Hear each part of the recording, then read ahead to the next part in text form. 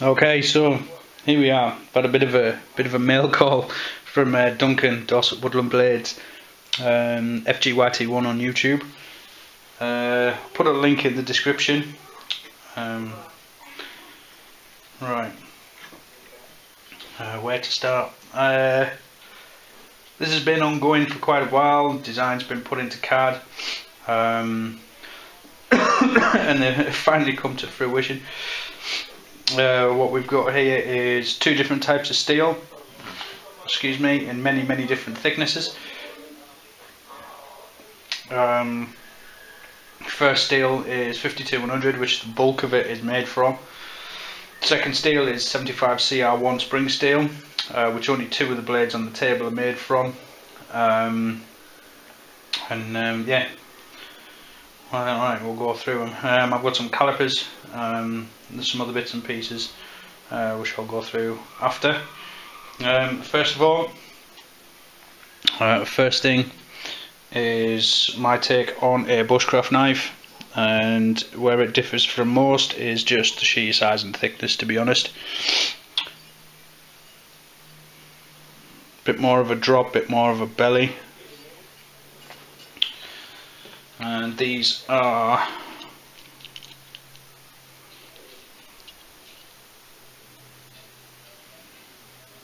just shy of 6mm thick.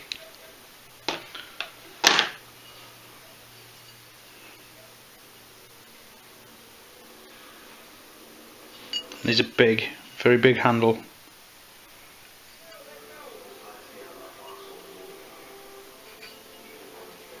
Certainly bigger than your average bushcraft knife anyway.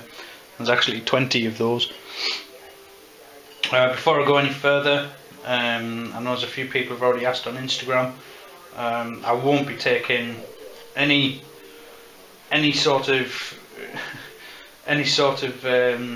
pre-deposits, or I won't be taking, just basically bottom line is I won't be pre-selling any of these. There's too many people waiting for custom stuff as it is. They'd be really unfair to take on any more now, so books are just closed, flat out closed, at least until I can clear the backlog. I mean, there's people been waiting a long time, very patiently, so there's no way I'm going to take any more on now. It's just not fair. So these will be, as they're made, they will be listed on Gear Bastion. Obviously there's probably a year's worth of blades here. But yeah, so please don't ask, because I'm just going to say no. Then next we have the big game skinner, which is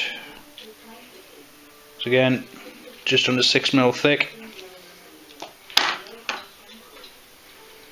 This one I've lightened the handles. This has got more of a full flat radius bevel on it, so it will lighten off and be quite light considering the size of it.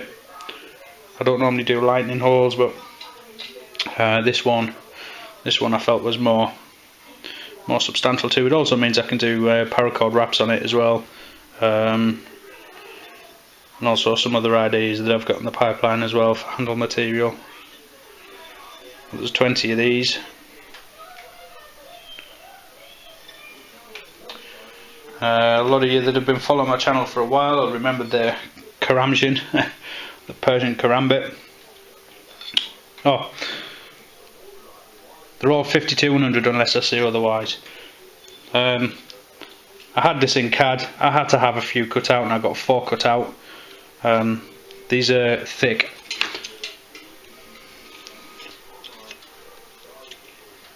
These are 8.5mm thick, so they're 3/8 thick.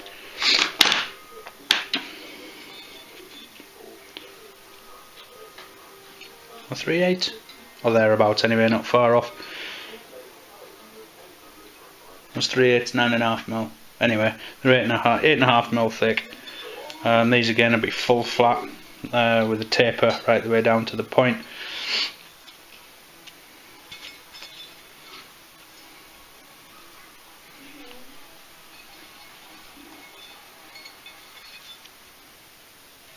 Just a big menacing knife. If you want to see one finished, if you search my channel, you'll see one finished. This is new. I didn't do any sort of prototyping with this. Just basically took the handle shape of the War Dog, which is that there, modified it slightly, and then added a big blade on the front. These are a bit thinner, 5.5mm, just under 5.5mm, so not too thin. And then also with these, got the option of being able to make the blade smaller. Try and keep in frame. All the 52-100 is heat treated to 58-59 Rockwell.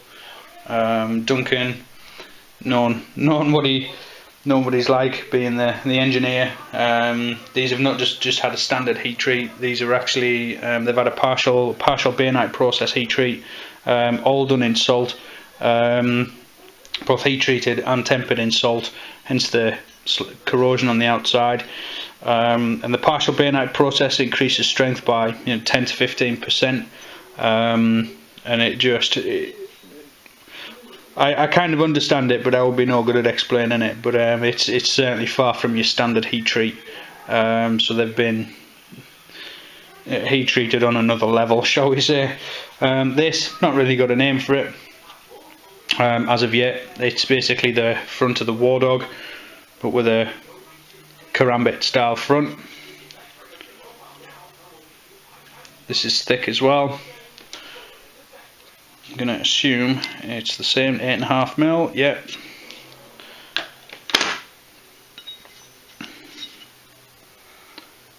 I know a lot of you are going to say, well, it's not a usable weapon. Well, I don't know. I know people that could use that as a very viable weapon. I'm not sure how I'm going to grind or what I'm going to do with these yet. There's only 4 of them. I just got them just because they were sat in card, and it's not very often you get the opportunity to have a lot of steel cut out. Next up is my axe. I know I made 3 prototypes that were originally Hawks. And they're just under 6mm thick. What I found was having the spike on the back was actually more of a hindrance than anything else. So I removed it, but left a usable striking surface. Again, these are 52-100, and what I'll be doing with these is I'll be softening. These are completely heat treated, so what I'll be doing is I'll be softening with the blowtorch down here into the handle, and then leaving the pommel hard. They're also scaled up considerably from the last ones I made. These are quite big still. They're not small camp axes, but then again not overly big that you can't use it. And I've left myself extra material there. I quite like them how they are, but I can also tweak the shape of the front a bit if needed as well. And that was the idea with that.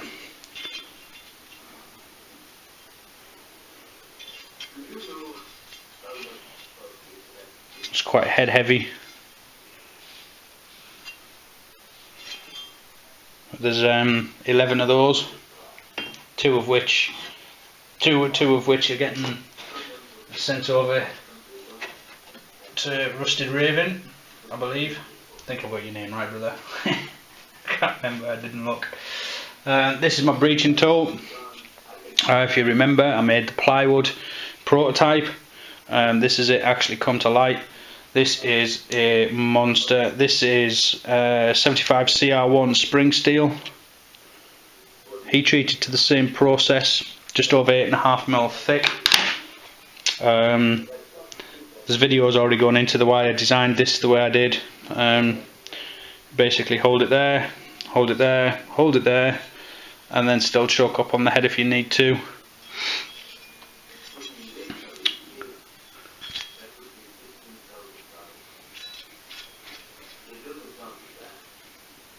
It's a lot of weight behind it. There's 4 of those. There's a few quid's worth of steel in that.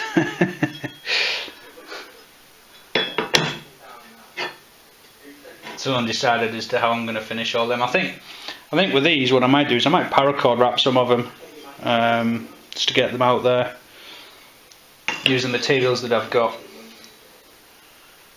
Use it as an exercise to use up a lot of what's kicking around.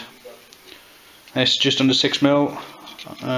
Yeah, just under 6mm. This is a Kita. This also has the option of being able to modify and change the blade quite a bit. But I just quite like that design, so while it was in CAD I had a few cut out. Just like the handle shape, so I wanted to explore a bit more with it. CST, this is in 52-100,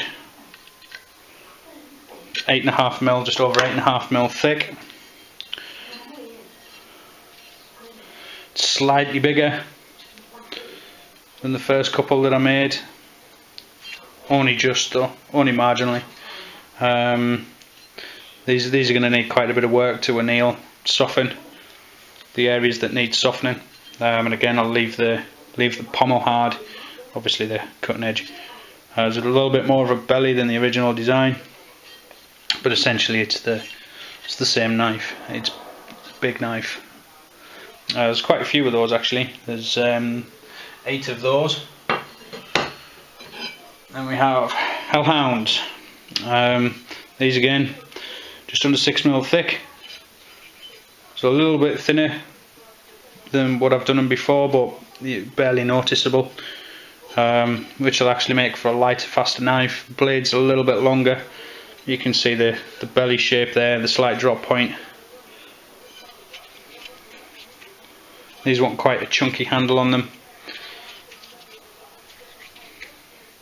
It's a big knife in a compact package really. They'll be nice and lean, which is the reason why I went for the slightly thinner stock. And again, these probably be left hardened all the way through, I think, for these.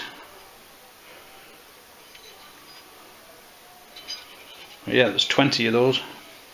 Lots of Hellhounds. Now this is the first version of the Satan's cleaver. This is going to be 8.5. Yeah, 8. Well,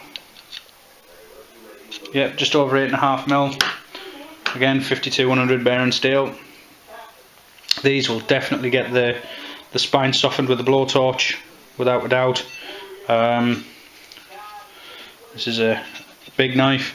The ones that I've done by hand since did have a deeper front section, but I didn't modify the CAD files, so these are the slightly, well, the more original shape that was meant to fit within a certain size piece of steel.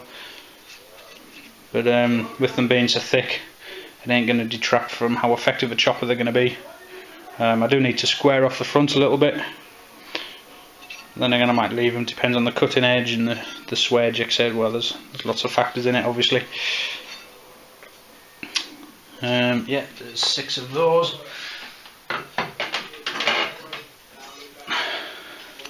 The friend asked me to do a modern version of the Spetsnaz, which is modified somewhat now into something completely different.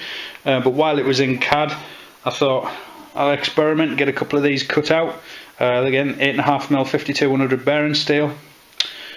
These, I do have the option of being able to anneal and change the front of that quite substantially. So I do have a lot of options with this. I can convert it into a large bloodhound, or I could take it straight across quite comfortably. There's quite a lot of options with this, but I just really like the handle shape with the choke point.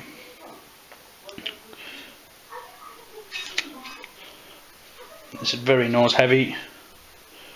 And again, this requires quite a lot of work in softening the spine, and I'll probably soften this all the way through. These are all fully hardened, rather than just being done by edge. But of course, when they're being 52-100, another idea of going with that steel is it means I can fully anneal them if needs be and reheat treat myself. So that was partially the idea. And last but not least, we all remember the BFB, and then the BFB Mark II, which due to a faux pas with the heat treating ended up as two parts of a BFB. Well, these are 8.5mm thick. Again, partial bayonet heat treating, all done in salt. These are these are also 75 CR1 as well. The BFB and the breaching tool, these are both slightly softer. These are at 55 HRC.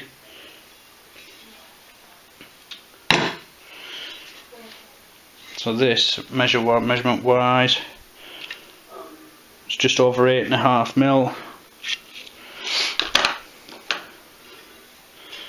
This is one of my favourite knife designs, but I never got round to making another one because it's just big chunk of steel. So I had some cut out. There's 6 of these. Like I say, 72 CR1 spring steel. What I'll do is I'll differentially temper and soften all the spine up. Soften the spine right into the handle as well.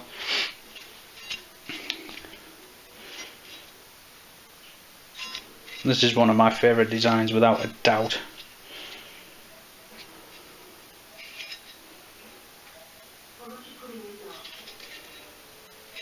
Yeah. Some of the other things that I also got off Duncan. If you hang on, I'll just undo the camera, make this easier.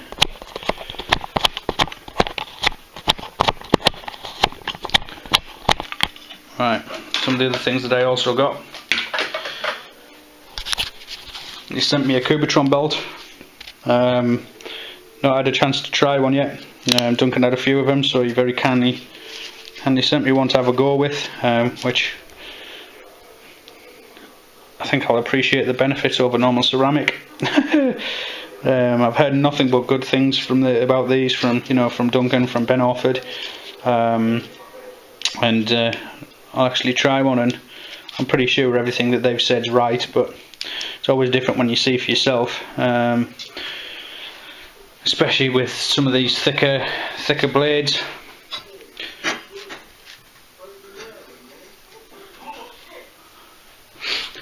These are jigs for the holes on sheaths for kydex. One of them I'm going to modify so it's got the waves. Try and speed up the sheath making process. There's 2 short ones there. These are in stainless, about 3mm thick by the look of it. And I'm really looking forward to having a go with these because, in theory, especially on some of the bigger knives,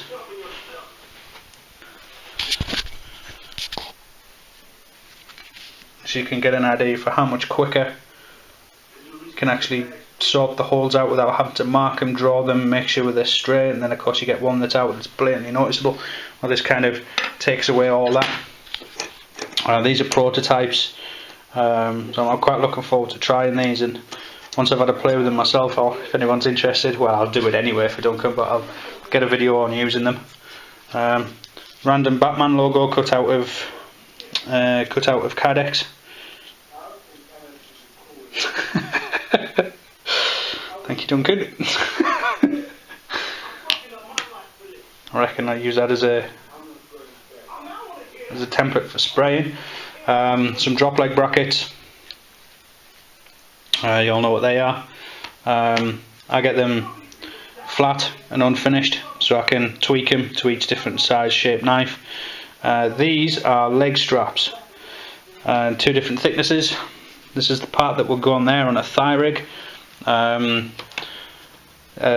tried one of Duncan's drop legs on a bigger knife, and then made my own thigh attachment strap thing, and then sent him a video over, and he liked the idea, and he's had some made. I've got 2 different thicknesses, which, as you can imagine, for some of the bigger knives,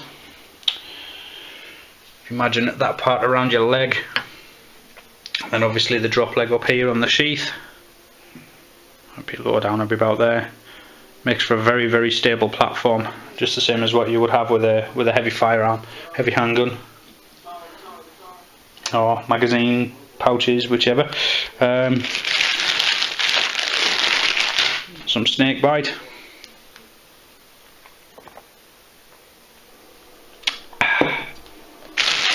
And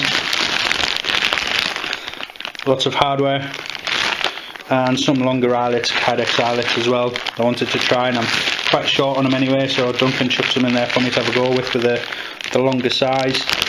These are the 810s, I believe, whereas I normally have been using 8.8. Little focus. Come on, focus, goddammit. Yeah, there's a cat. Anyway, these are slightly longer. Got some nice hardware there to attach these to the sheaths, and also, because Duncan is a legend, I asked him if he had any kydex, and what he's done is he's sent me, I said, have you got any of the coloured stuff that you're not using a lot of?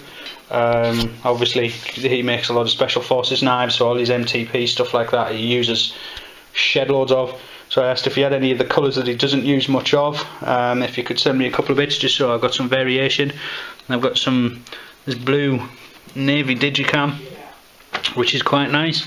I think it'll look nice on the smaller knives. And he sent me a sheet of the DPM, which is definitely going to be more suited to the bigger knives, so you can actually get the pattern in. I think, for example, you get the idea. I think that would look really nice. Not only that, he very kindly sent me an 8x4 sheet of black.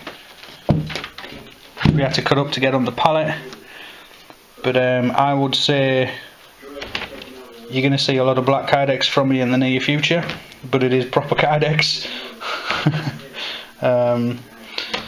Not Bolteron. But yeah, and with the size of the knives that I'm making, I don't think that'll last too long. But yeah, there you go. Sorry it's very long and drawn out, but as you can imagine, there's a lot to go off. So what my plan is that there's a lot of this custom work I'm doing it rather than doing them one at a time. I'm doing a lot of bit at a time, so to try and avoid I try and utilise the belts that I've got as best as I can and try and get the finishes, but my pattern is completely short. It's completely foobar. So what I'm going to do is I may do a few of the smaller, because I can do the smaller bevels, but most of the custom stuff is large knives or friction folders, which of course I need a flat surface for. So what I may do is a small quick run of these with a nice simple finish, paracord wrap the handle. I may do a couple of these because again the platin's not going to be too much of an issue because I'm only doing a small convex bevel. I may knock out a couple of these things with a basic hood and a paracord wrap handle. Not sure what the prices are going to be. Obviously it's not just a piece of steel now anymore. These all cost what they cost. But what I will say is when I'm going to start listing these obviously on Gear Bastion. I'm not going to keep dropping the prices. The stuff that I have been recently was fair enough because it was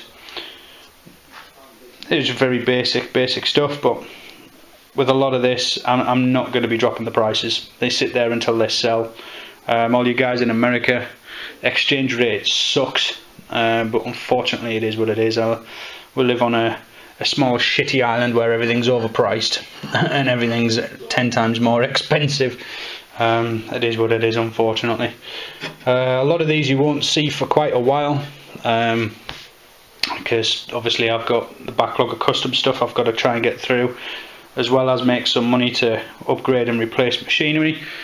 And with me about to be going in for the first of both knee replacements, it's all going to get a bit interesting pretty quick. But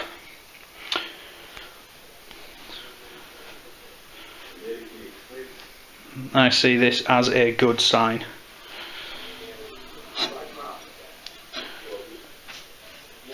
And I've got quite a few people offering to make me a website now. I've just got to decide who to use, and I'll get a website sorted, which will link to Gear Bastion. And once I've got domain name and everything, then go from there. I think that's what I'm really lacking at the minute. So I've got specific ideas, and I think with having this many Satiras pre-cut blanks, I think I really need a website. But yeah, right, we're into 25 minutes.